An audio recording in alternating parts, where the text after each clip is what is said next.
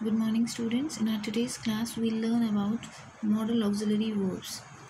Now, what are modal auxiliary verbs? These are those helping verbs that indicate different moods of the speaker. They represent the way or manner in which a speaker expresses his attitude towards a situation. Verbs such as can, must, could, would, and so on, etc., are modal auxiliaries, which are used with the main verbs to express such ideas, attitude as possibility, permission, necessity, obligation, etc. Now, these verbs have some features, or even we can say some characteristics, which we will discuss. The first characteristics of the modal verbs is they are 13 in number. So, what are they? Can, could, may, might, must, ought to, shall, should, will, would, dare, need, have to, and used to.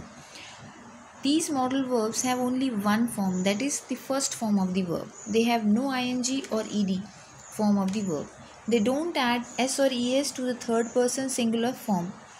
Like for example, Mohan can speak 2 languages. So it will remain can. It cannot become can, cans or canned, or there is no any s or es added to modal verbs. She will try to visit tomorrow. Will remain same with all the subjects if it is singular or plural or first person or second or third person. Now the fourth one is modal verbs are followed by infinitive of another verb without to, the first form of the verb. It means we have to use always first form of the verb. Questions are formed without do, does in the present or did in the past. It means you need not to use any other helping verb with modals. For example, can I help you? Now here we are framing a short question, but we are not using any other helping verb. We are just simply making a question with the help of modal verb. May I come in? Now we have put the modal verb in the beginning and just frame out a short question.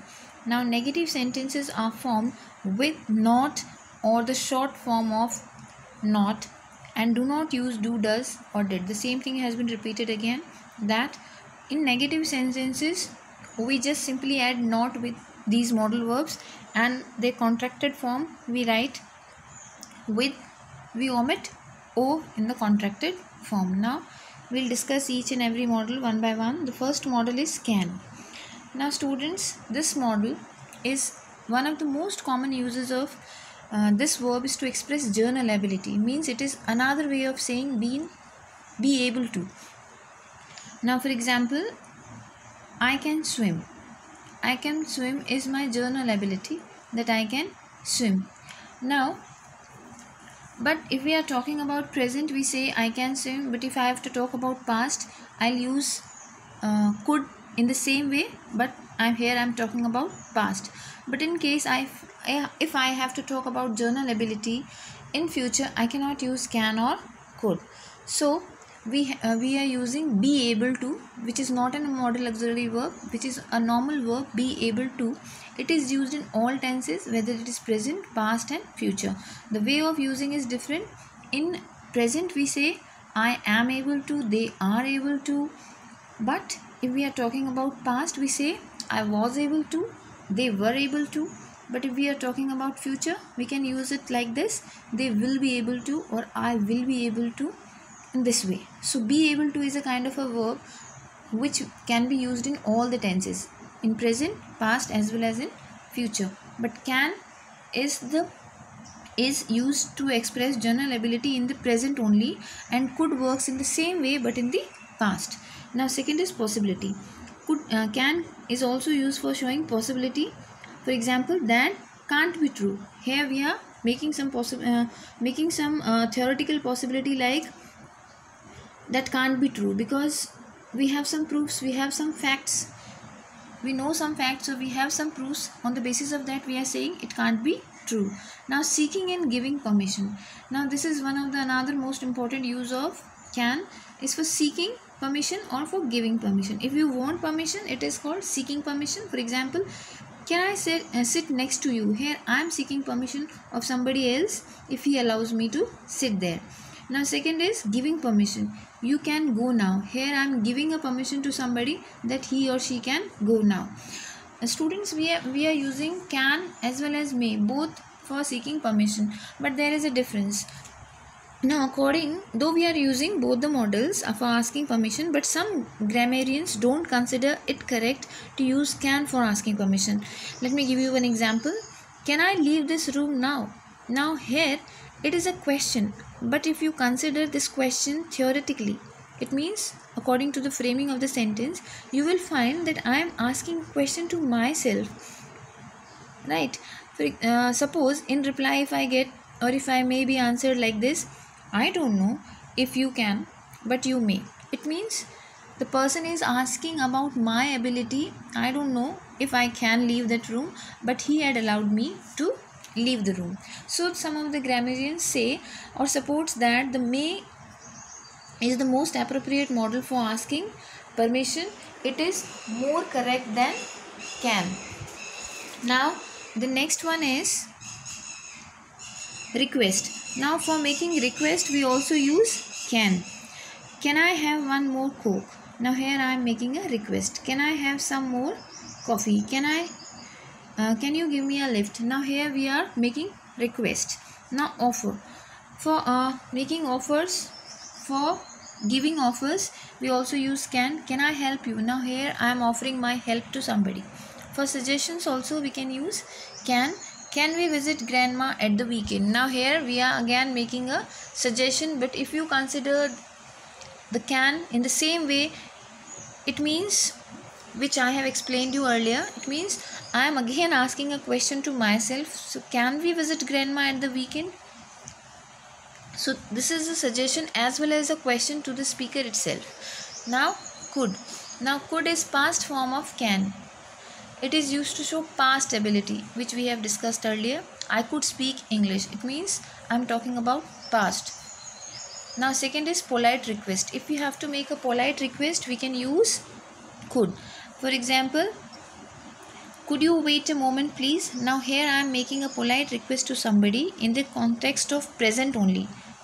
Here it is not in the context of past. In the context of present we are making polite request. Now next is polite suggestion, again in the context of present.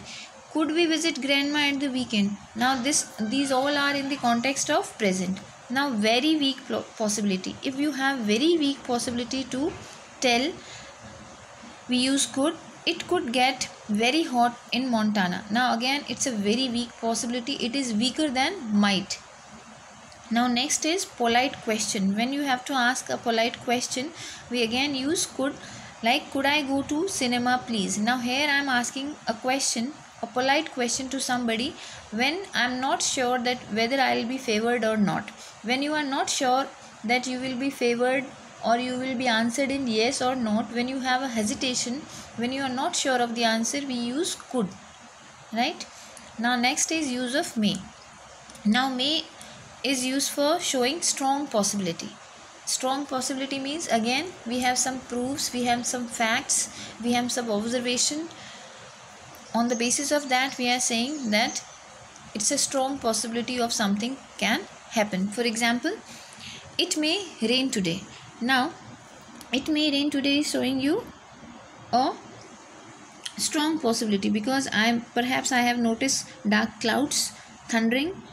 So that is why I am saying it may rain today. Now it is also used for seeking permission. May I go to cinema or may I go to my friend's house, right? May I come in? You may. So this is kind of a seeking permission. For giving permission also we can use, for example, you may come in or yes you may go to cinema. So these are for this can be used for both giving as well as seeking, and I find it more comfortable or more usable as compared to can. Now next is polite suggestions. If you have to make a polite suggestion to somebody, we can use may. May I help you? Now here you are offering your help in a suggestive manner. It means you are suggesting somebody that yes you can help someone if he or she wants. Now next is might. Use of might. It is used for less remote or uncertain possibility. It means it is more remote or uncertain than may. Now for example, it might rain today. Now here I am making some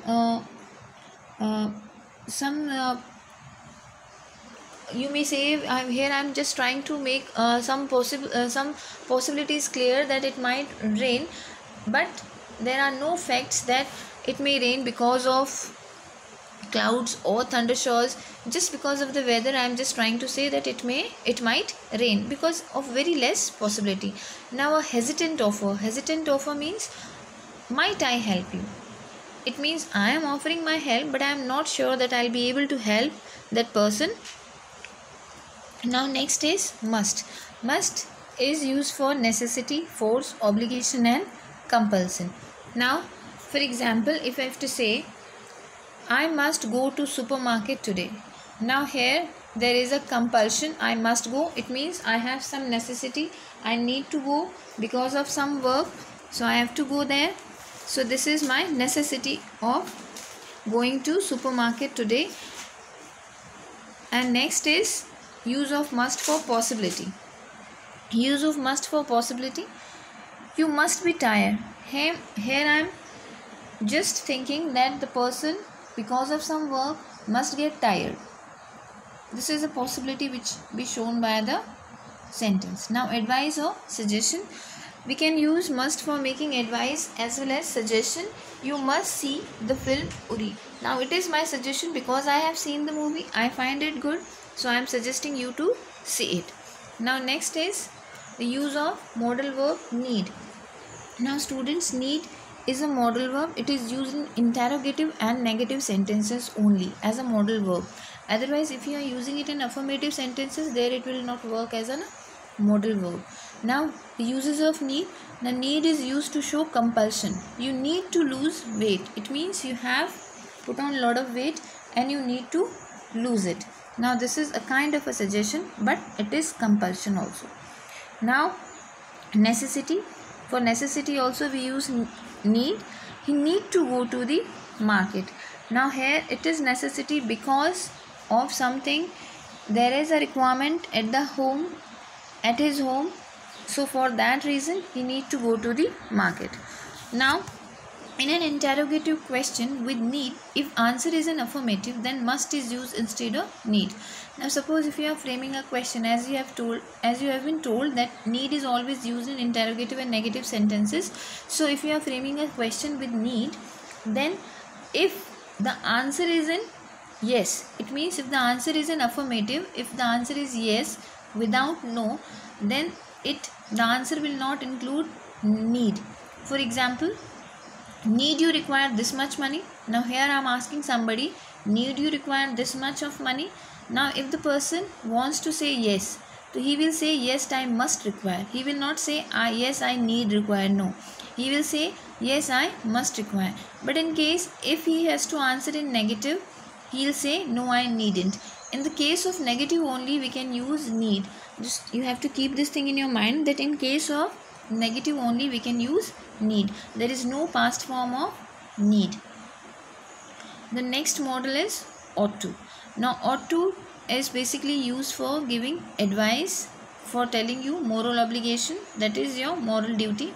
Now for advice, you ought to drive carefully in bad weather. Now here we are giving you an advice that you ought to. Ought to is the similar in meaning of should. You can use ought to as well as should. So here I am giving you advice, you ought to drive carefully in bad weather. It means you should drive carefully in bad weather. Now obligation as a moral duty is a moral duty. You ought to switch off the light when you leave the room. So it's a moral duty. Nobody has compelled you to do so, but it should be done because it's a moral duty. So for showing moral duty we use ought to. Now ought to is also used for duty neglected or unfulfilled obligation. Unfulfilled obligation of the past. It means such work which was not done in the past. I ought to have done it. It means it should be done in the past but I didn't do. Right? You ought to have returned your books in time but you didn't. आपको ऐसा करना चाहिए था but आपने नहीं किया. In that sense we are using ought to for past. Now these are the model. Ought to, need, we have discussed. Ought to, need, can, could, must, might, may and Yes, we have discussed these models and some of the models were left which we will do tomorrow. Thank you.